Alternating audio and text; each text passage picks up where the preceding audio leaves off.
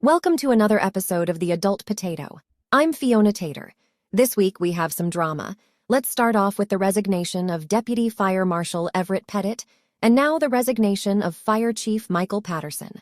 Last week's streamed board meeting was pushing for a seat at the table for the president of the union to be written into the bylaws when the fire chief's presence wasn't even in there.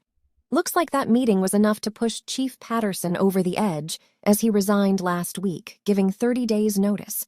So now we have two top positions at the fire district vacant, and that's not a good look. It looks like the new board was intent on making waves and got a tsunami instead. They also suggested some significant changes to the organization without having the real numbers to back it up. Those numbers will be verified, and a more complete picture will be available soon to further that discussion. While we support the union, let's also remember that there needs to be a separation between the union and the board, and that separation is the chief. But with him gone, who knows what will happen? Let's hope the new focus of righting the ship financially doesn't turn into a sinking ship with more debt. We can rent firefighters until we get things settled, but taking on more debt and digging another hole while we fill in the previous hole isn't a fiscally sound decision. Now, on to part 2 of this week's drama. While the Finance Committee was presented with some startling news of incorrect prior financials, don't freak out too much, the money is there, but GL allocations were way off. Patty noticed inconsistencies, started digging into things, and the result is 2 new job openings. The corrected financials were presented last night. Problems were revealed and subsequently righted. But like everything else that the Board of Trustees has been doing with cleanup of past issues that were kicked down the road, like updating fees and different resolutions and statutes that Dan Sapienza has been putting before the trustees, the Finance Board is being presented with a myriad of finance-related problems that also need to be righted. Again, there's no fraud or theft, the accounts balance, but allocations are a big issue that needs to be corrected. Fortunately, Cassell, the government accounting software that the town uses, is coming to town to provide a couple days of training to help get things back on track. So, like everything else that we've been working on cleaning up in the town, finances are no different.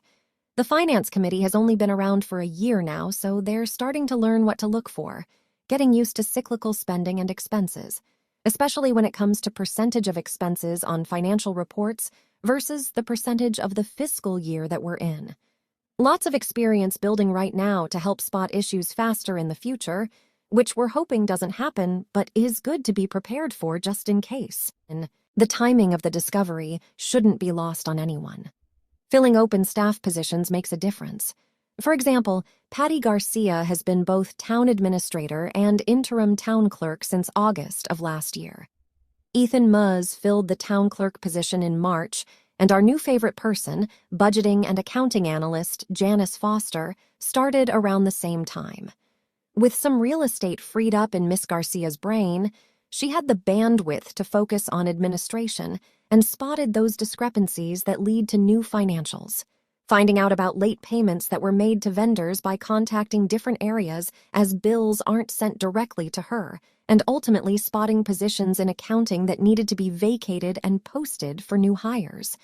One of the good things that came out of the meeting is that a working session is going to be scheduled.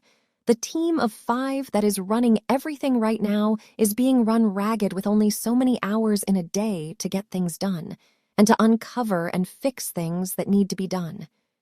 Being short-staffed is a portal to chaos. Get some temps in there from Robert Half or something. Geez. We're light a couple positions now. We should have the money. There are 2 places you don't want to be short-staffed: law enforcement and accounting. And Trustee Gator made it crystal clear that this work session is not to be a staff-bashing session. Janice let the committee know that they know what needs to be fixed, but they don't have the man-hours to execute it.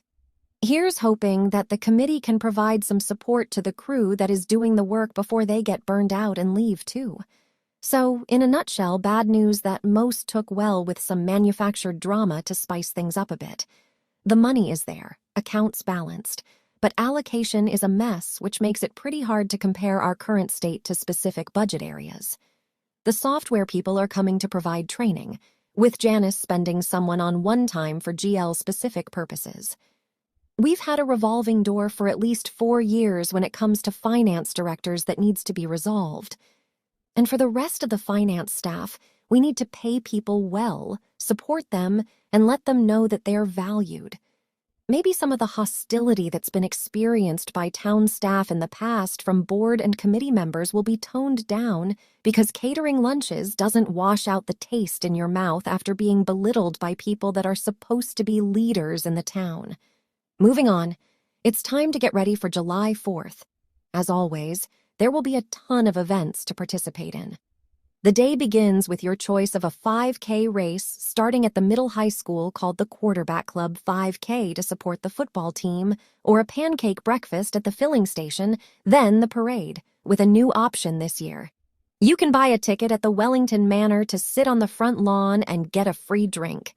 Kids are free. So, you have the parade, followed by the beer garden at Centennial Park, and also the festival at Wellington Community Park. The day is capped off by an amazing fireworks show that Wellington is known for. This event draws people from all over and is a big part of our town's identity. Be neighborly, welcome visitors in, and direct them to places where they can spend their money here in Wellington. Great food, great shops. Maybe they'll come back again on a less busy day and find out that we're not all about forcing religion on people and banning books. We're also about some great microbrews, having fun, and shooting off illegal fireworks. Enjoy the holiday, lock your doors, try to keep all your fingies intact, and don't burn down the neighbor's house. Happy 4th.